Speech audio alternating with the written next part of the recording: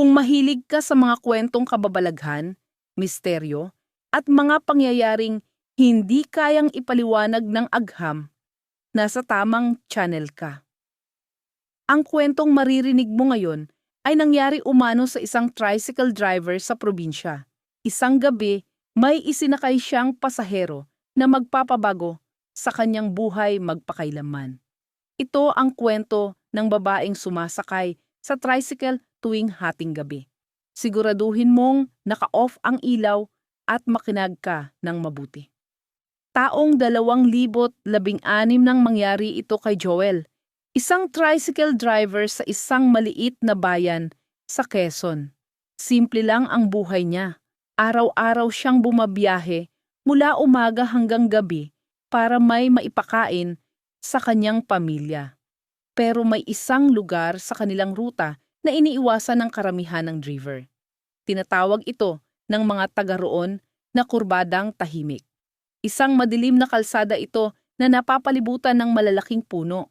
Ayon sa mga matatanda sa lugar, maraming aksidente na ang nangyari roon noon. Pero hindi naniniwala si Joel sa mga kwentong multo. Para sa kanya, kwento lang iyon ng mga matatanda. Hanggang sa isang gabi, bandang 12:00 ng hating gabi, nang magdesisyon si Joel na umuwi na. Tahimik na ang kalsada. Wala nang halos sasakyan.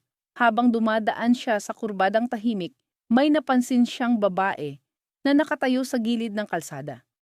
Nakaputi ito, mahaba ang buhok, at tila naghihintay ng masasakyan. Huminto si Joel. "Ate, saan po kayo?" Mahinang sumagot ang babae. "Sa may lumang tulay lang." Sumakay ang babae sa likod ng tricycle. Tahimik lang ito habang umaandar sila. Pero may napansin si Joel.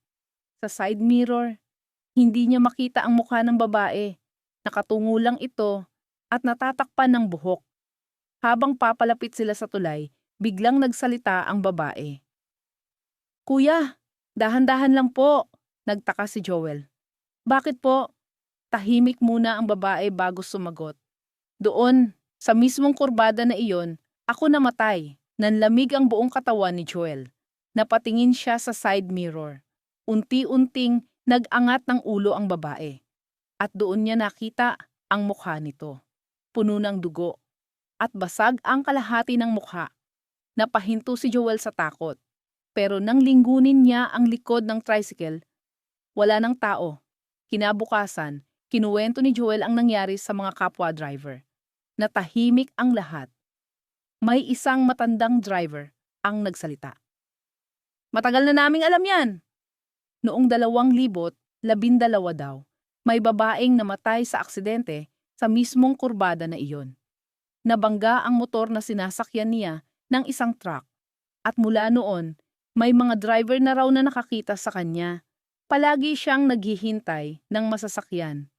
At ang mga nakakakita sa kanya, palaging nangyayari sa eksaktong 12:00 ng gabi.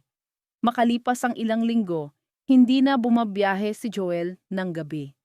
Pero isang araw, habang nililinis niya ang tricycle niya, may napansin siyang kakaiba. Sa upuan ng pasahero sa likod, may basang marka ng dugo. At sa salamin ng side mirror, may isang bagay na dahan-dahang lumitaw. Isang babae, nakatayo sa likod niya, at nakatitig lang. Kung nagustuhan mo ang kwentong ito ng kababalaghan, huwag kalimutang i-like ang video at mag-subscribe sa channel na ito dahil marami pa tayong kwentong nakakatakot na ibabahagi. At tandaan, hindi lahat ng pasahero na nasasakay natin sa gabi ay buhay. Magkita-kita tayo sa susunod na kwento. Kung may lakas pa kayong makinig,